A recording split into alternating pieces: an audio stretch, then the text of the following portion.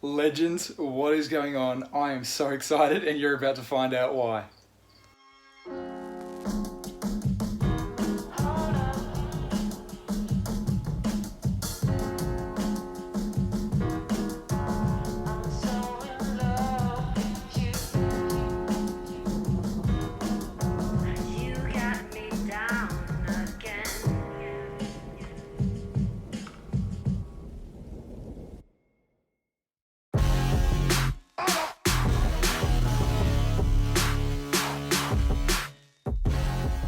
So, as you can probably guess by the title, this has been a long time coming. This has been a dream species of mine to breed, and I'm stressing the hell out because I've just come home to see this, and I'm hoping that these eggs are good.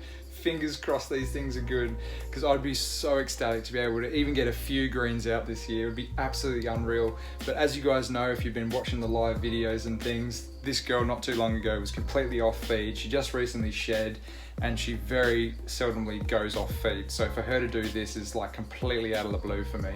So what I'm going to do now is very gingerly get in here. I think she's a bit defensive. I'm going to see if I can get you a bit of a close-up about how she's actually nesting these eggs. And we're going to see if we can take these eggs off her. I'm absolutely freaking.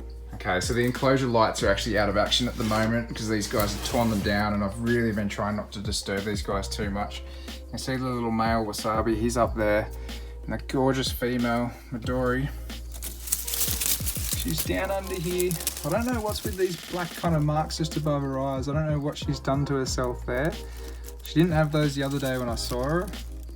She seems to have scuffed herself up on something, but in between all of that, she's sitting on some white gold. Honestly, the position that she's in is going to be so hard to get to.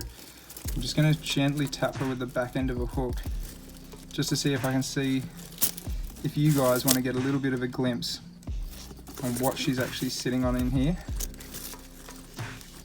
Sorry, mama.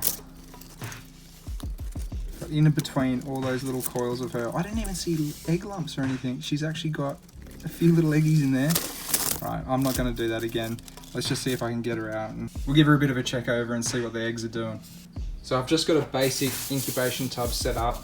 Obviously, down the line, I'll probably want to put a little bit of perching in here once they get closer to hatching, just so then they've got something to crawl out onto when they do actually hatch. If they hatch, if I'm that lucky, this is the furthest I've ever gotten. What I've done with this setup is it's got a few holes along the top here.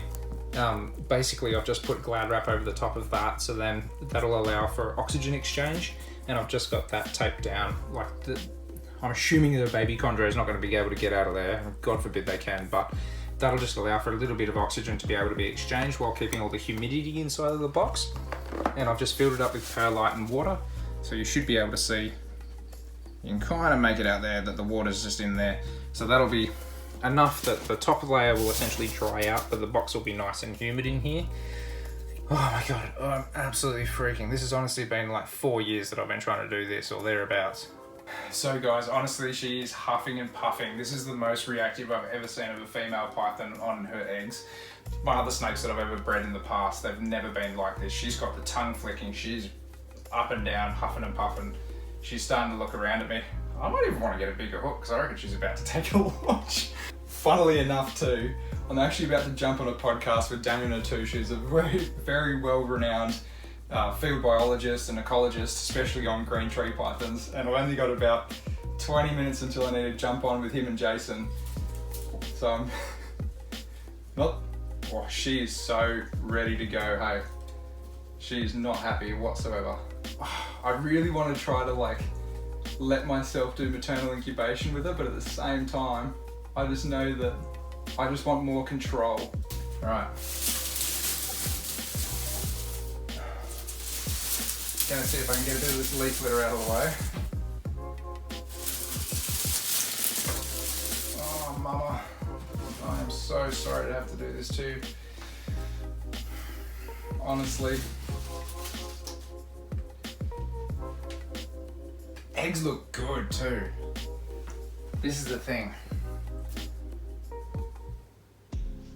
The other part of me goes, if I do maternal incubation, the downside is she's going to be sitting on these eggs not eating for a fair whack of time. She's a pretty decent sized snake, so I know she'll be able to get away without it. but at the same time, I want to be able to have control over it. Might be a little bit easier for you to see her there, but she's honestly sitting on the clutch of eggs right now. I wish I could just know her body weight, you know, like to know that she was okay if she was okay. From what I can see of the eggs though, they honestly look really good. I'm so in two minds, guys. I am so in two minds. I just don't know if I want to stress the next 60 days or thereabouts of her doing this. Look at how good she coils over on those eggs though. Like, mum just knows best.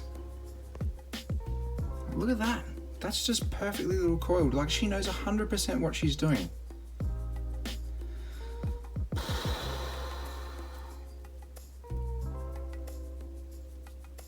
I've got a bit of a dilemma on my hands. I'm not sure what I want to do here.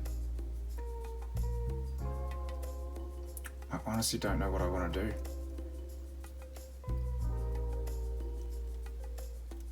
I kind of half want to leave her on these eggs. So maybe what I'm going to do is maybe I'll leave her on there for the time being, and we can always see what comes of it, you know? Like, at the end of the day, these girls, they know what they're doing. Like, she's the professional, right? Like, she knows 100% what she is doing.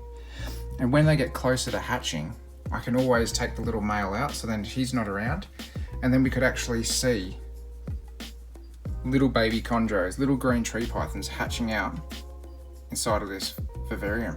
That'd be freaking exciting in my opinion. I think I'm gonna do it. What do you guys reckon? Do you reckon I'm crazy?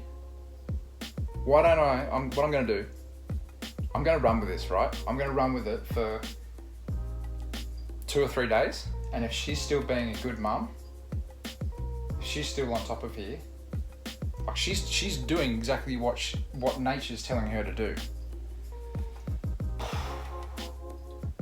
I'm gonna roll with it. We're gonna try to maternally incubate these guys. I've never done maternal incubation, and I know that this is like one of those things that would just be crazy to do. The other thing that really hurts me though is that I don't know what condition she's in. I don't know how skinny she is. I don't know if she's got anything stuck inside of her.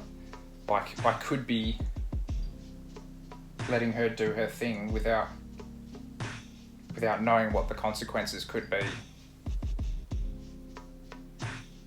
She's just doing what she needs to do though, you know, like there's so much leaf litter around here. I can spray a bit of moisture in here every few days just to try to keep the humidity up in here.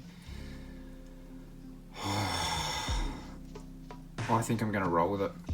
So you guys are probably gonna think I'm completely mad, but I'm actually gonna roll with it for now, see if I can do some maternal incubation on these guys. I don't wanna just race into this too heavy-handed just too quick, and like, she's been such a good mum so far, so I'm going to give her the benefit of the doubt at least for the next couple of days and see how she reacts. And what I'll end up doing long term is, you know, when it gets a little bit closer to the day when they should be hatching, if she's still in there maternally incubating, then I'll pull the male and put him into a tub for a temporary period of time. I have no idea what condition she's in. I have no idea what condition the eggs are in. Essentially, from what I can see, they're perfect. But I'm going to roll with it. Let me know in the comments below what you think about that, whether you think I'm completely bonkers, and let's just kind of have this as a little bit of a journey, like my little time breeding green tree pythons, or at least attempting to breed green tree pythons. This is insane. Like, I'm absolutely freaking. So anyway guys, thank you for watching this crazy ramble of me being incredibly excited about this particular time in my reptile hobby. And make sure to like, comment and subscribe, and catch me out everywhere else on Patreon and Teespring. I'll catch you guys in the next video. Thanks for watching.